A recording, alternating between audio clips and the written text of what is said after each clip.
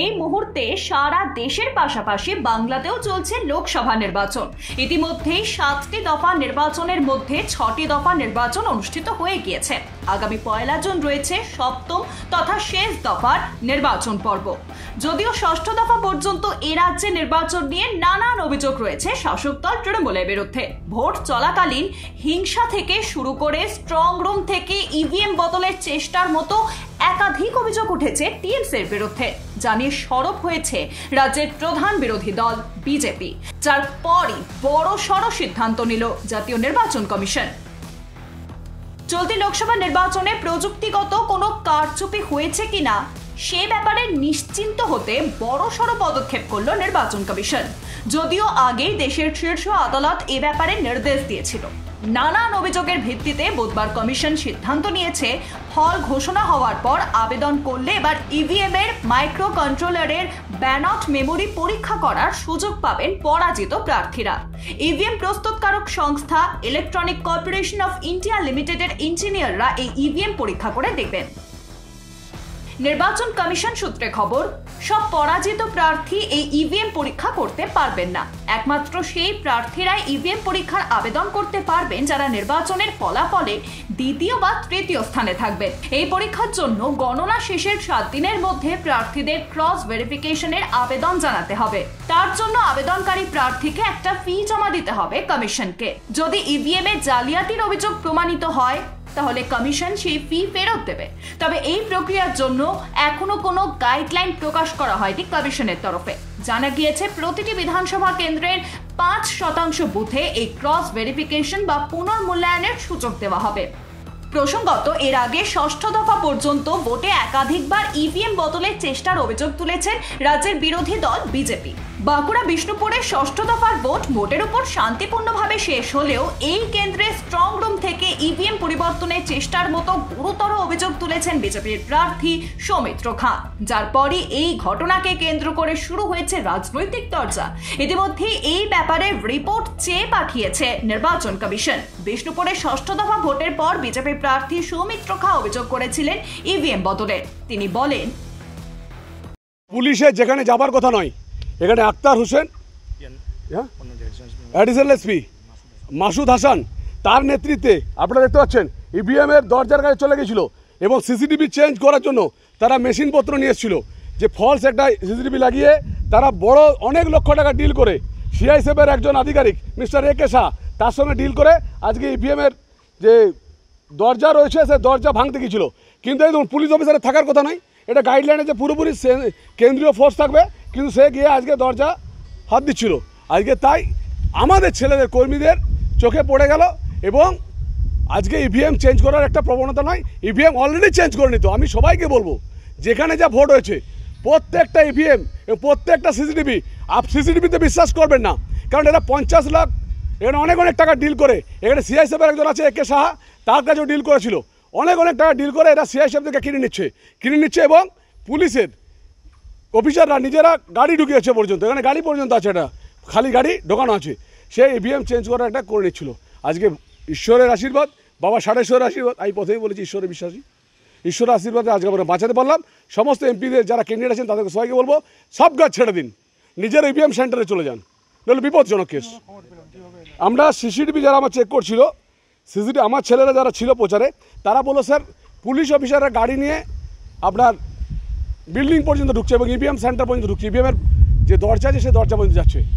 আমি ছুটে এলাম, তাহলে হ্যাঁ 4-5টা পুলিশ গাড়ি, 207 গাড়ি অলরেডি চলে আসছে এবং ওখানে বিল্ডিংয়ের মধ্যেই অনেক জায়গায় এক্সট্রা ইভিএম আছে যারা আবার চেঞ্জ করা পলিসি নিয়েছে। কারণ রাজ্য সরকারের যদি অফিসারদেরকে গণনাতে দেওয়া হয়, এই গণনাও চুরি হবে এবং আমি প্রমাণ দিচ্ছি, প্রমাণ ছাড়া তো বলে না। দেখুন আইসির তো ওখানে যাবার কথা নয়, আইসি এবং আপনার অ্যাডিশনাল এসপি সব বাংলাদেশিদেরকে নিয়ে এসছে, তারাই করছে এই কাজগুলো। এ তো অভিযোগ জানিয়েছি আমরা, তো ইন রিটিন আমি দিচ্ছি। এখন আমরা আমাদের নেতৃত্ব জানিয়েছি, আর ইন রিটিনে জাস্ট হলো আমরা তো অভিযোগ সব জায়গায় যেখানে জানাচ্ছি। স্ট্রং রুম তো সিল আছে, স্ট্রং সিম নেই কোনোটাই, স্ট্রং রুমটা সিল আছে, মানে ওখানটা আজকে ভাঙতে গিয়েছিল।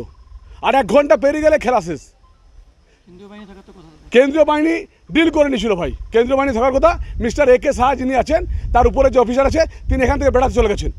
যে প্রিমিসেসে শুধু পুলিশ আছে, কোনো কেন্দ্র বাহিনী 2-4 আছে, তারা মদ আর মাংস মারছে। অন্যদিকে সৌমিত্র খায়ের অভিযোগ অস্বীকার করেছেন তৃণমূল প্রার্থী তথা সৌমিত্র খায়ের প্রাক্তন স্ত্রী সুজাতা মণ্ডল। তিনি বলেন, মানে এখন আপনারা বুঝতে পারছেন তো যে একজন পাগল এবং মাতালের সাথে আমি কি পরিমাণ অত্যাচারিত হয়েছি। মানে আজকে দেখুন, আজকে উনি গতকাল পর্যন্ত নিজে ছিলেন ওই স্ট্রং রুমে, স্ক্রুটিনিতেও গিয়েছিলেন, কোনো অভিযোগ করলেন না। আজকে যখন উনি একদম নিশ্চিত শিওর হয়ে গেছেন যে উনি বিপুল মার্জিনে হারছেন, তখন উনি নিজের ঘাড়ে দোষারোপে যাতে না পড়ে, সেই জন্য উনি দলীয় নেতৃত্বের কাছে বোঝানোর জন্য উনি একটা মিথ্যা এইসব একটা কুচক্র এবং একটা ছলচাতুরি করে উনি এসব গালাগালি করছে। আজকে ভাবুন, আজকে আধিকারিকদের উনি গালিগালিজ করছেন।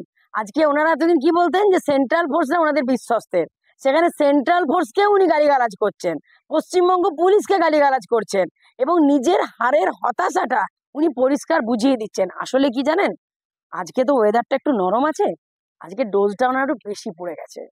কারণ উনি এখন মানে কি বলুন তো, উনি এখন মানে চুল্লু থেকে শুরু করে এখন 60তেও নেমে এসছেন, যেটা খবর পাচ্ছি। তাই ওনার আজকে কি বলুন তো, ওনার ওই নেশার ডোজটা আজকে বেড়ে গেছে, তাই জন্য ওনার পাগলামিটা মাতলামিটা অতিরিক্ত পরিমাণ বেড়ে গেছে। তবে কি বলুন তো, কুকুর ঘেউ ঘেউ করবে, নেড়ি কুকুরদের স্বভাব হচ্ছে ঘেউ ঘেউ করা। তাহলে আপনি তো মানুষ হয়ে তো সেই নেড়ি কুকুরের ঘেউ ঘেউকে পাত্তা দেবেন না। উনি হারছেন নিশ্চিত বুঝে গেছেন, আর নেশা ছাড়া তো এক পাও চলতে পারেন না। আজকে ডোজটা বেশি বেড়ে গেছে, ওয়েদার নরম ছিল, ডোজ বেড়ে গেছে, তার ফলে পাগলামিটা অতিরিক্ত পরিমাণ রাস্তায় ছড়িয়ে পড়েছে। হাস্যকর, হাস্যকর। চারিদিকে সিসিটিভিতে মোড়া আছে। আমি কালকে রাত্রে পর্যন্ত আমি যে দেখে এসেছি, পুরো ওপেন স্ট্রং রুমের পুরো সিসিটিভি বাইরে ফুটেজ দেখা যাচ্ছে, আর ওনার সব নোংরামো অসভ্যতমে মাতলামো হচ্ছে। চাপকে বার করে দেওয়া দরকার ওখান থেকে। প্রার্থী হয়েছেন তো কি হয়েছেন, ইমিডিয়েট উচিত প্রশাসনের ওনাকে চাপকে ওখান থেকে বার করা। উনি অশান্তির পরিবেশ সৃষ্টি করতে চাইছেন। স্ট্রং রুমের নিরাপত্তা নিয়ে সরব হয়েছিলেন লকেট চট্টোপাধ্যায়। তিনি বলেন, ইনসিকিউর রয়েছে, আমি এখানে ভিডিও নিয়ে এসেছি, পুরো এখানে পাঁচিল দেখুন, আমার হাইটের পাঁচিল, আমি এক্ষুনি যেতে পারবো, এইখান দিয়ে যাচ্ছে, এখানে পুরো পাঁচিলটা খালি। এই দেখুন স্ট্রং রুমের দিকে একটা পাঁচিল দেখুন, কিচ্ছু নেই, বাঁশ দেওয়া আছে যাতে লোক খুব তাড়াতাড়ি উঠতে পারে ওখানে। এবং সামনেই স্ট্রং রুমের পাশেই এখানে 8জন ফায়ার সার্ভিসকে ডিপ্লয় করা হয়েছে। ওয়াই বেঙ্গল পুলিশ থাকবে, কেন থাকবে? স্ট্রং রুমে কাউকে ঢুকতে দেওয়া হচ্ছে না, মানে সেই বজ্র আটুনি ফসকা গেরোর মতো, ওদিক দিয়ে কেউ ঢুকতে পারছে না, এদিক দিয়ে ফায়ার সার্ভিসে দেখে দিচ্ছে কেন? স্ট্রং রুম এবং ইভিএম এর নিরাপত্তা নিয়ে সরব হয়েছিলেন মেদিনীপুরের বিজেপি প্রার্থী অগ্নিমিত্রা পালও। সোশ্যাল মিডিয়াতে একটি ভিডিও বার্তায় তিনি বলেন, সবাইকে নমস্কার জানাই, আশা করি আপনারা ভালো আছেন। অনেকদিন কথা হয়নি, আজকে একটি বিষয় আপনাদেরকে অবগত করতে চাই।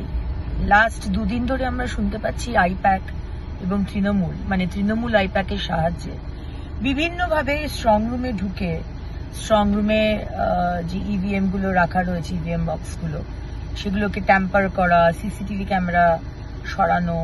আমরা গতকাল আমাদের সাংসদ সৌমিত্র খানের ভিডিও দেখেছি সবাই এবং শিউরে উঠেছি। ভাবতে পারিনি যে এরকমও তৃণমূল এত স্টুপ ডাউন করতে পারে, এতটা নিচে নামতে পারে। কিন্তু তৃণমূল চোরেদের দল, তারা যা কিছু করতে পারে, আমাদের প্রস্তুত থাকতে হবে। তাই আমার সমস্ত ভারতীয় জনতা পার্টির কার্যকর্তার কাছে আমার আহ্বান, খড়গপুরের কেন্দ্রীয় বিদ্যালয় স্ট্রং রুমে ইভিএম রাখা রয়েছে, আপনারা যখনই যে সময় পাবেন আপনারা অবশ্যই সেখানে যান এবং পাহারা দেওয়ার যে কাজ, চোররা চারিদিকে ঘুরে বেড়াচ্ছে, ডাকাতের দলরা তার চারিদিকে ঘুরে বেড়াচ্ছে, সেখান থেকে আমাদের ইভিএম কে রক্ষা করতে হবে। শুধু ইভিএম রক্ষা নয়, এটা হচ্ছে মেদিনীপুর মানুষের ডিসিশন যাই হোক আমরা মাথা পেতে নেব, কিন্তু ডিসিশনটা যেন সঠিক হয়, ডিসিশনের যে প্রসেস, রিজাল্টের যে প্রসেস, সেটা যেন সঠিক হয়, সেটাকে যেন কেউ ট্যাম্পার না করতে পারে, কোনো 2 নম্বরই যেন না হয়। আর জানেনই তৃণমূলের সাথে আইপ্যাকের সাথে রয়েছে পুলিশ এবং প্রশাসন। আমি তো শুনলাম কিছু কিছু পুলিশ অফিসার 2 দিন আগে স্ট্রং রুমে প্লেন ক্লোদিং এ, মানে ইউনিফর্ম না পরে তারা সেখানে ঘোরাঘুরি করছিল। তাই চোরেদের থেকে খুব সাবধান, ডাকাতদের থেকে খুব সাবধান। অবশ্যই আপনারা খড়গপুর কেন্দ্রীয় বিদ্যালয়ে যান এবং স্ট্রং রুমকে রক্ষা করুন। এটুকুই বলার ছিল। ভালো থাকবেন, সুস্থ থাকবেন, ভারত মাতার জয় হোক। অন্যদিকে বিজেপির রাজ্য সভাপতি সুকান্ত মজুমদার তিনি বলেন, আমরা আমাদের কর্মীদের সব জায়গাতেই সতর্ক থাকতে বলেছি, কারণ কারণ খলের দুর্বিদ্ধের অভাব হয় না। তৃণমূল কংগ্রেস আর তার দোসর আইপ্যাক, তারা তো খল। ওদের চক্রান্তগুলো থেকে আমাদের সাবধান থাকতে হবে। ওরা নানা রকম চেষ্টা করতে পারে, ইভিএম এর সঙ্গে ট্যাম্পার করতে পারে। আমাদের কর্মীদের, কার্যকর্তাদের সজাগ থাকতে হবে। এখনো পর্যন্ত 6 দফা ভোটে ইভিএম এবং স্ট্রং রুমের নিরাপত্তা নিয়ে একাধিক অভিযোগ ওঠার পর নির্বাচন কমিশনের এদিনের সিদ্ধান্ত ভীষণই গুরুত্বপূর্ণ বলে মনে করছে বাংলার রাজনৈতিক মহল। এখন কমিশনের সিদ্ধান্ত যদি বিজেপির অভিযোগে প্রমাণিত হয়, তাহলে কি ব্যবস্থা নেওয়া হতে পারে সেদিকেই লক্ষ্য রাখছে গোটা বাংলা। Bureau report, Ritam Bangla.